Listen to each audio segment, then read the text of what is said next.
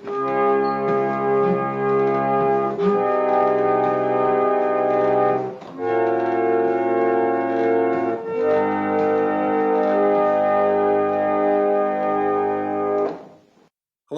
and welcome to Ipsy Dixit.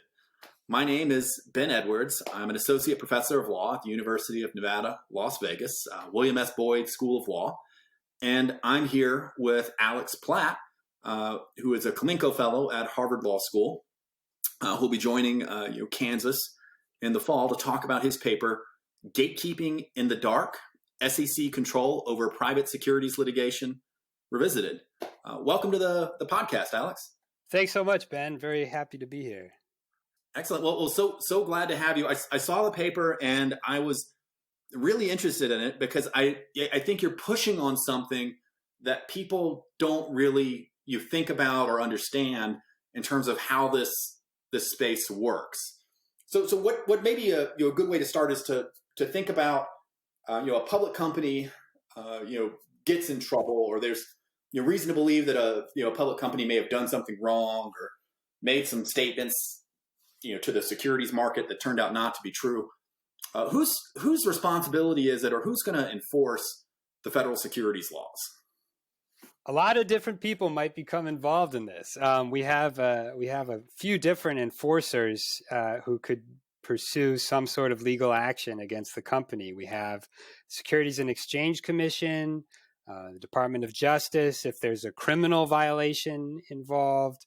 There are state attorneys general who can bring actions in some cases. And then there are private parties. There are investors, typically through a class action under the securities laws could bring an action against the company as well. So there's a lot of different sources of potential legal liability under the federal securities laws that such a company might have to worry about.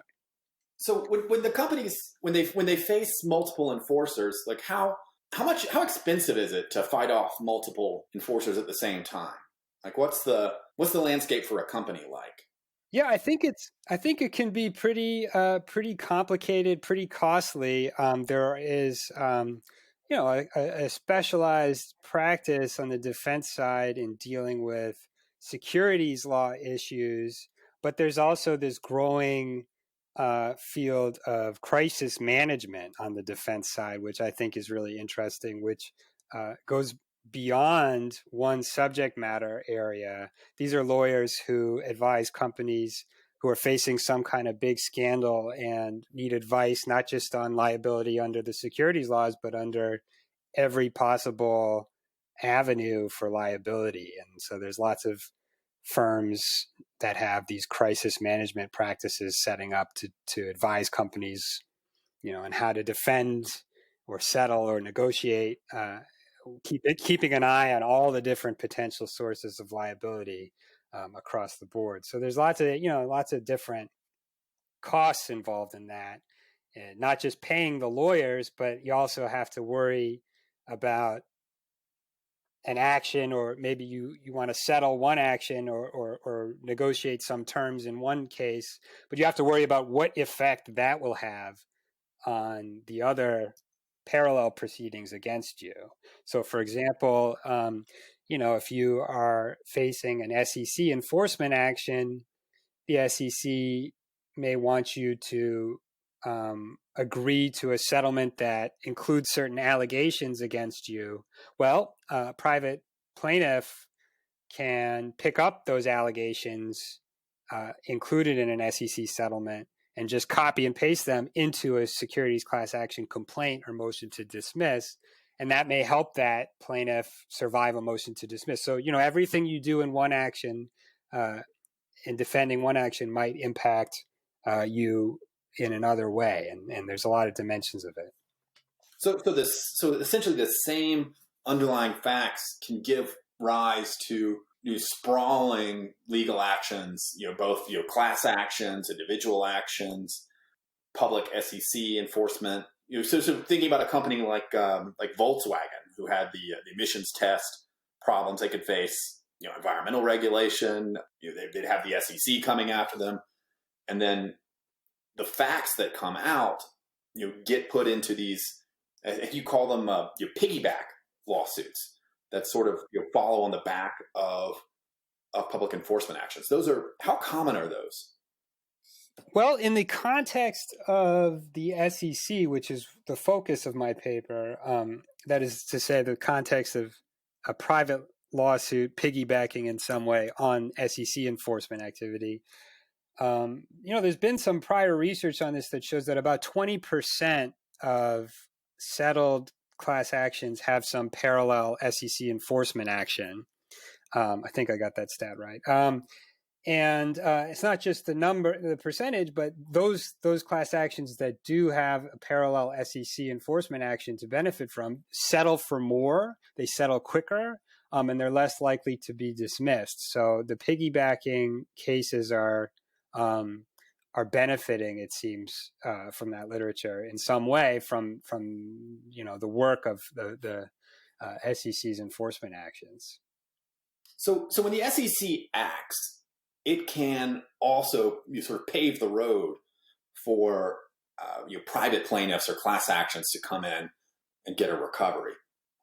How does the SEC think about these sort of collateral consequences right now? Does it have any standard for what to do? Not really.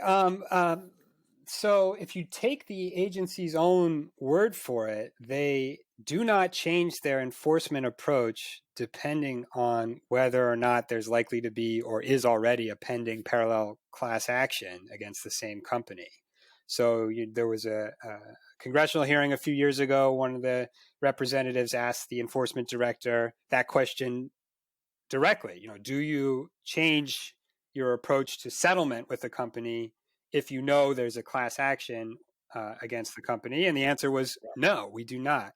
Another scholar asked a senior enforcement official the same question a couple of years ago and got the same answer. And that answer is consistent with the SEC's other publicly available guidance. So if you look at the SEC enforcement manual, for example, that's a guidance document that tells enforcement attorneys, among other things, it tells them what factors they should consider at different stages of the enforcement process. So, should you file an action? Should you settle? Should you negotiate a settlement?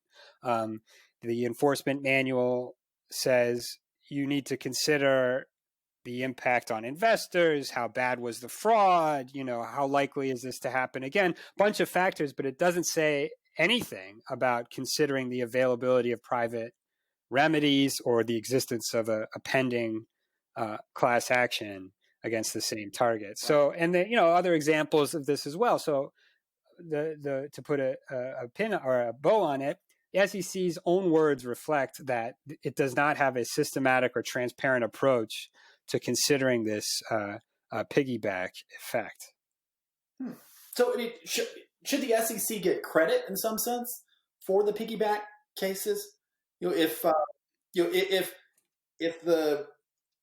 a public enforcement action or an SEC lawsuit makes it a lot easier for piggyback suits to generate bigger settlements, should the SEC be able to count that in some respect for it when it reports to Congress about its activities? Yeah, I mean, what we want is the agency to calculate and make decisions designed to achieve the total level of enforcement that it thinks is the best. What you might call the socially optimal punishment, right? So let me do a little math to kind of illustrate the problem under the current regime. So suppose the agency has a target company that it's done something wrong, and the agency's enforcers figure out that the best would be for that company to have to pay $100 as a sanction. That's the right level of punishment for this crime. That's the right way to deter others from doing this, and whatever. They figure out $100. So now suppose the agency has a choice between two settlements. Settlement A, the company pays $80 and no private litigation is catalyzed. Settlement B, the company pays the SEC $50 but another lawsuit is catalyzed by it, a private lawsuit against the companies as a result of the settlement for some reason. And that private lawsuit results in another $50 being paid by the company. So the company is going to very strongly prefer the first option because the company just wants to pay less. So they will prefer to pay $80 rather than $100. And the question is, well, what option will the SEC choose? What option should it choose? Well, it should choose B, because what it should care about is, getting as close as possible to what it thinks is the best punishment that the company needs to be imposed on a company, which would be $100, which would be B. But under the current regime, we have to worry that the SEC's more often choosing settlement A, because what the SEC really cares about is not the total level of punishment, but what punishment it gets, as in your words, what it gets credit for from Congress. So, in settlement A, it gets credit for $80, which is more than 50, which is what it gets under B. But they lose that private litigation, which gets it closer to the optimal. So that's an illustration of how the failure to consider the piggyback effect and the failure to internalize the benefits of the piggyback effect can lead the SEC to make choices that depart from what we would want them to choose, the socially optimal level. Let me just add before I stop talking. In that example, the SEC was failing to catalyze enough private litigation. You might frame it just the opposite way, that the SEC's failure to pay attention to private litigation is leading to too much private litigation. And as a result of the SEC's failure, maybe there's too much private litigation happening and the SEC isn't worrying enough about that. So, regardless of how you view private litigation or the level, you should be concerned that the SEC is not kind of adopting a systematic or transparent approach to the issue. Right. So I want to sort of drop a footnote here that there's probably an enormous amount of uncertainty. Even if they were to try to consider this, if some actions, like including some additional facts, whether that will and how much it will catalyze private litigation on the other side is really difficult to know. Yeah, that's a good point. I think there's a few responses to that. Number one, some things are easier to understand than others. So, for example, when the SEC is negotiating a settlement with a target, or deciding what charges to file, if the SEC includes charges based on intentional wrongdoing, that's just going to be more helpful to a private lawyer, private class action, than if the SEC chooses to settle the case or bring the case based on mere negligence. Because private class actions under 10b-5 have to show intentional wrongdoing. So the plaintiffs want to see the SEC, trying to make that case. That's going to help them make the case. Similarly, if the SEC, they do a long fact gathering operation before pursuing a case, and they get a lot of facts, and suppose they have a bunch of really salacious and damning facts, and they're negotiating a settlement, well, then the SEC has to decide in negotiation with the defendant which facts are going to make it into this complaint or settlement document and which are going to not be included, and how are these going to be presented. And if they choose to include some of the really bad stuff, that's going to be really great for the plaintiffs' lawyers, because they get to learn those facts and include them in their complaint. And if they're not included, the plaintiffs may never learn about them. And so there's other examples of this as well. So that's kind of making it seem a little bit less complicated. Some things are kind of are not so abstract, not so hard to get your arms around. Well, what actions are going to trigger and which actions aren't going to trigger private litigation? But the broader answer is that this is, I think, a problem that could be solved with better data collection by the agency. And if the agency tracked what cases, what actions it brought, and what the parallel litigation that happened, was catalyzed by it, or and how that litigation fared. Over time, I mean, a picture could emerge that would provide some reasonable degree of clarity about what kinds of actions by the agency are more likely to trigger more or less private litigation. And I think the problem could be solved with data. Let me add one more thing. There's a lot of even more complicated, decision making or fact gathering that agencies like SEC and others have to do, that is much harder than what I'm suggesting they should do. So, for example, we talked about the SEC enforcement manual that asks an SEC enforcement attorney to figure out, is this action going to deter wrongdoing? Or, what are the effects going to be on capital markets? Or, how are investors going to those are really tough questions to figure out. DOJ does something similar.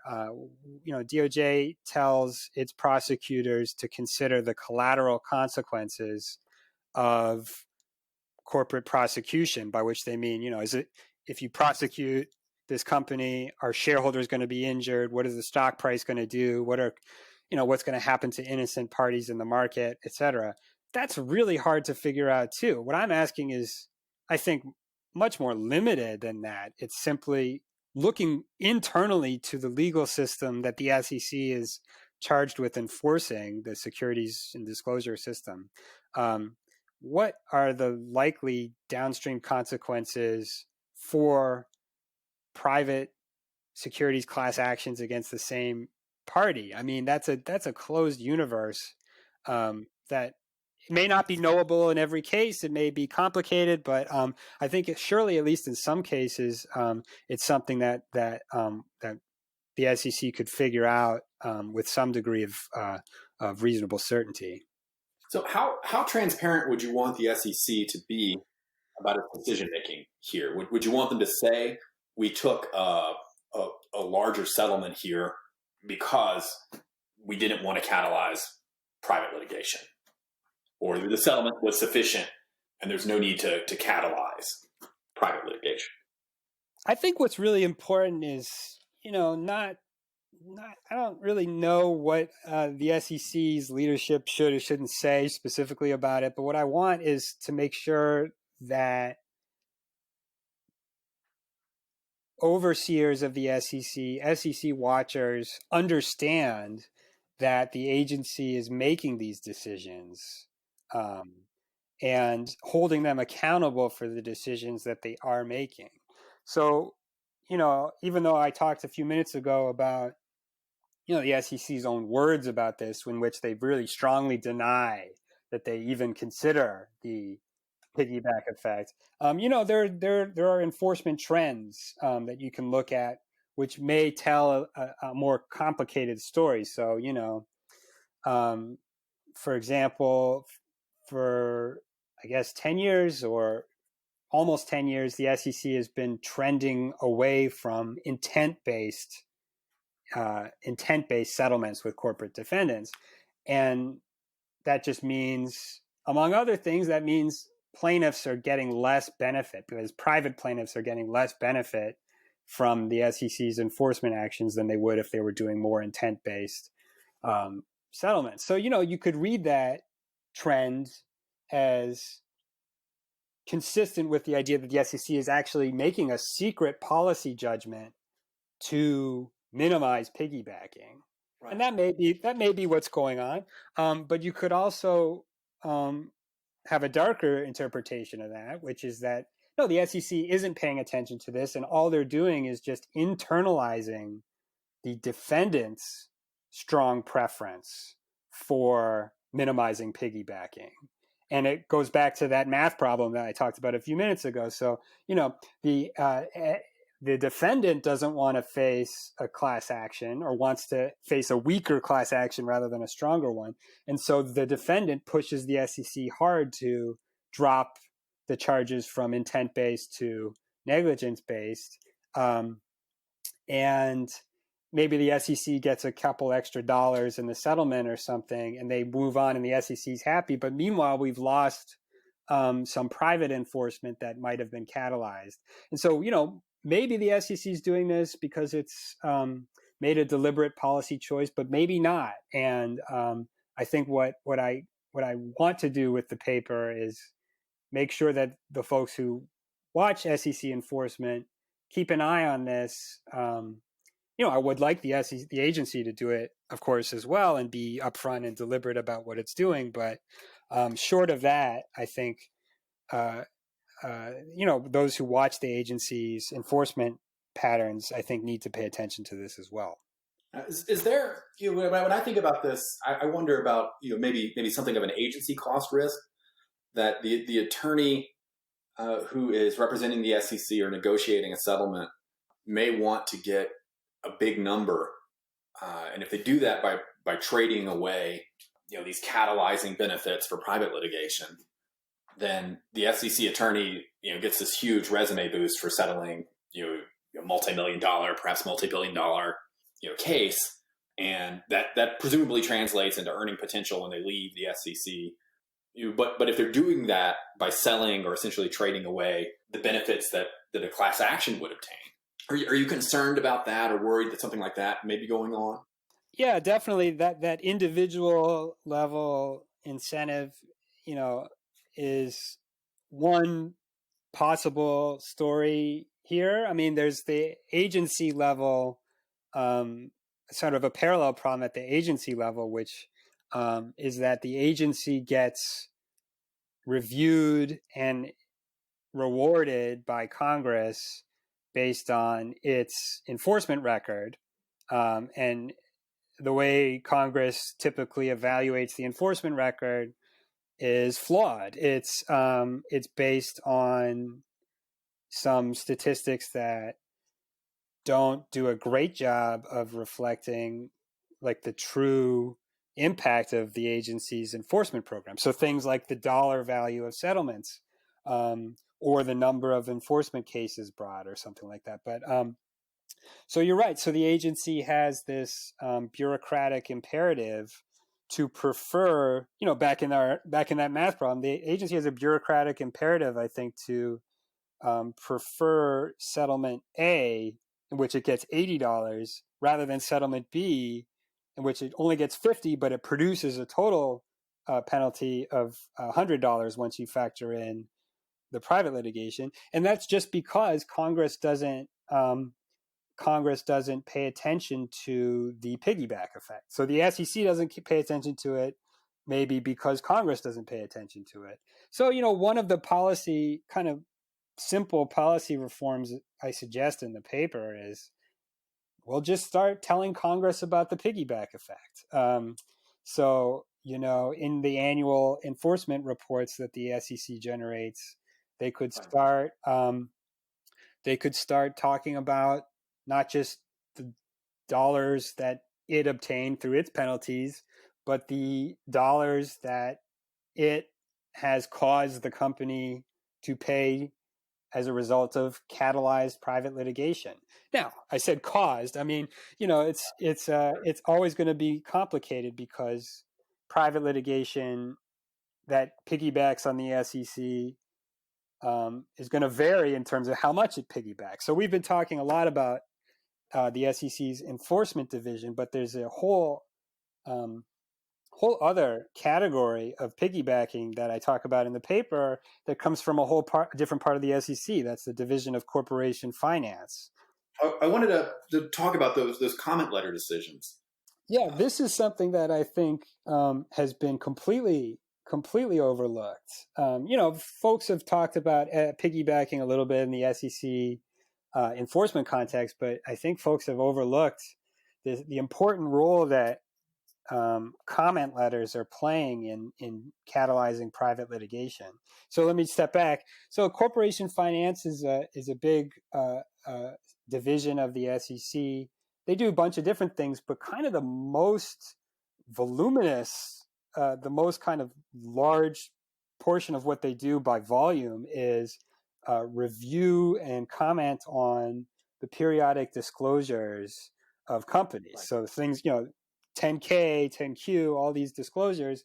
There's a large group of attorneys and accountants in this division who look at these things, not every year, but I think every company gets reviewed every 3 years. So they're doing 1,000 companies a year. And they look at them, the financial disclosures, and if they see a problem or some missing information or a red flag, they write a letter to the company and either ask for more information or flag the problem. And that they engage in correspondence. The company writes back. There are phone calls, and it ends either with the company making a change to its disclosures or not. And the big wrinkle is that since 2005, those letters going back and forth between the SEC and the company have been made presumptively public themselves. That is, they are posted on the SEC's website after a couple months. And so, the big trend that I flag in the paper is that plaintiffs' lawyers are using these now. They're using these comment letters to support their securities class actions, to survive motions to dismiss. And they're using them for a bunch of different elements of their claim. So these comment letters, which are drafted with other thoughts in mind, they're not, I think, intending to provoke litigation, are being used down the road for that purpose. So the SEC is picking up the phone now to make calls as opposed to creating these paper trails that can cause problems. That's right. I mean, that's if you're at CorpFin and you're an attorney and you are worried about your comment letter being used as fodder for plaintiff's litigation against the company, well, you have a nice way to avoid that by saving the really harsh stuff or the bottom line for a phone call. Now, there is a policy in CorpFin about use of phone calls. There was actually an OIG report, that is Office of the Inspector General at the SEC, about this issue, kind of flagging the discrepancies and the inconsistencies and when phone calls are being used. But it's a way,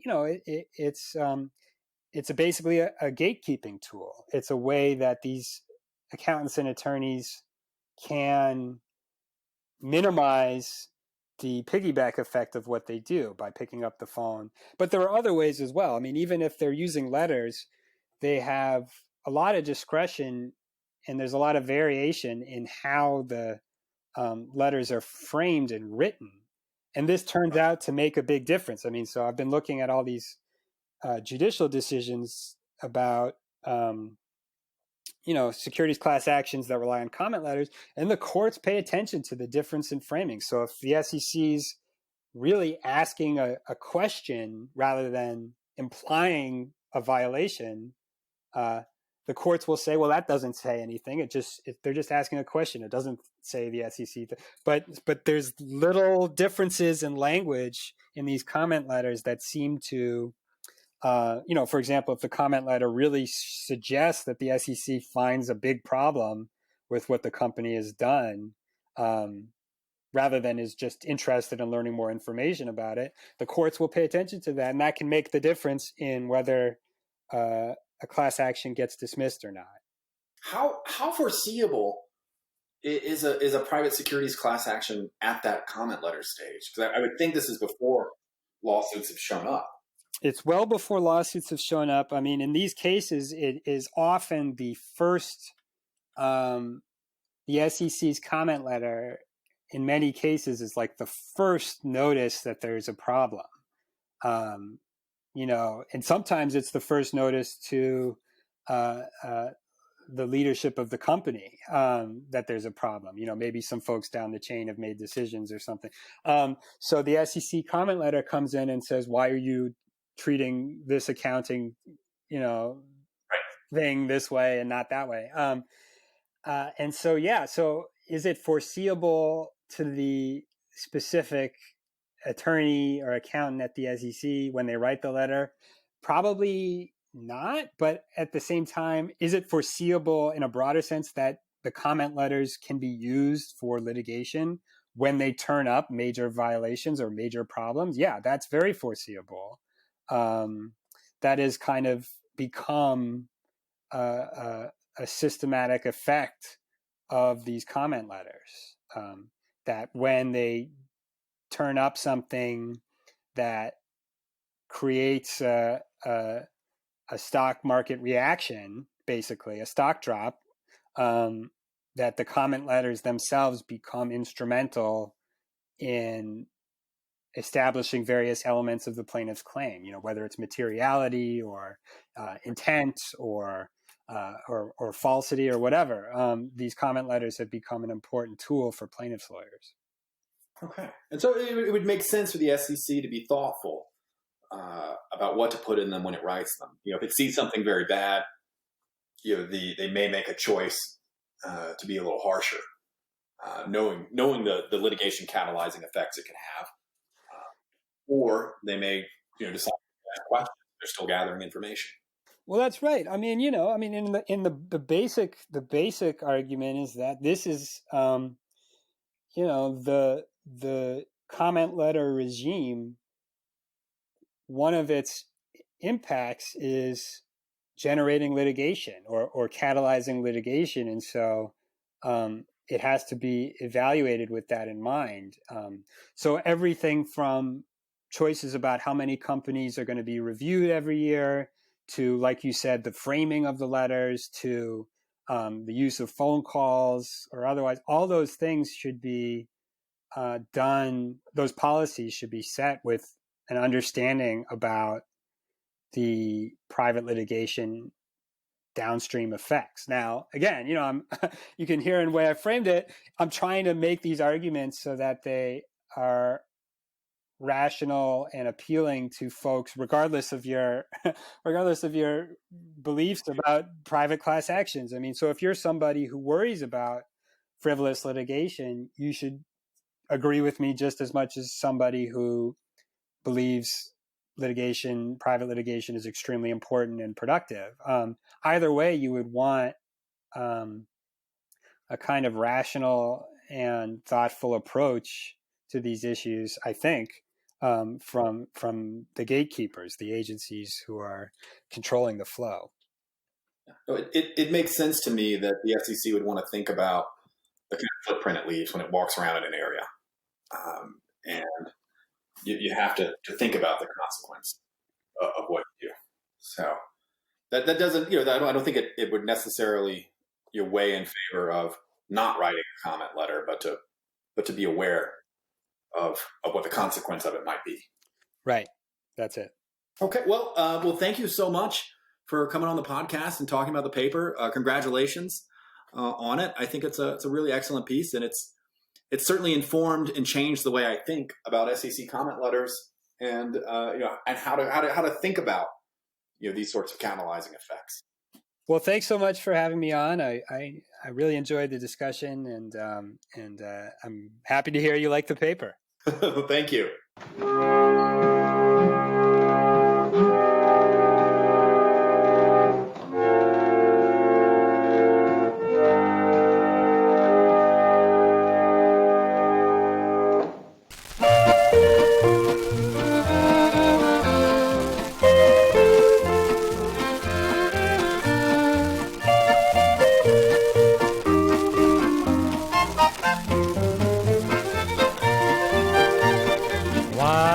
Sleeping, I dreamed that my life had ended, my time had run out.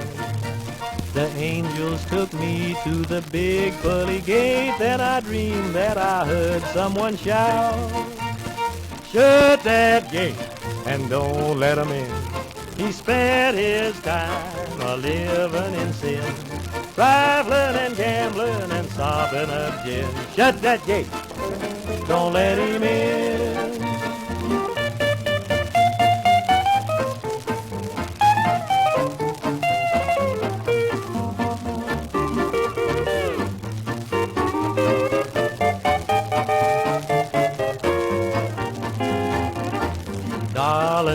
know that you've broken my heart. I'm pining my poor life away. And if I should die, then I'll wait at the gate till you come, and then you'll hear me say, shut that gate and don't let her in. She thinks my heart is made out of tin. The way that she knocked it around is a sin. Shut that gate, don't let her in.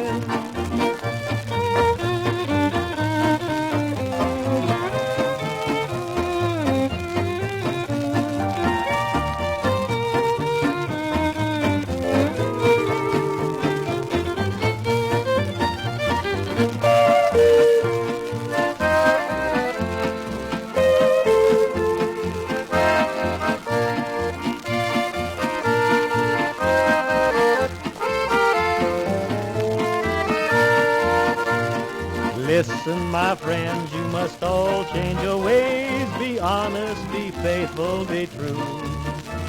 For there'll come a day at the big pearly gate when they'll all start to holler at you. Shut that gate and don't let 'em in.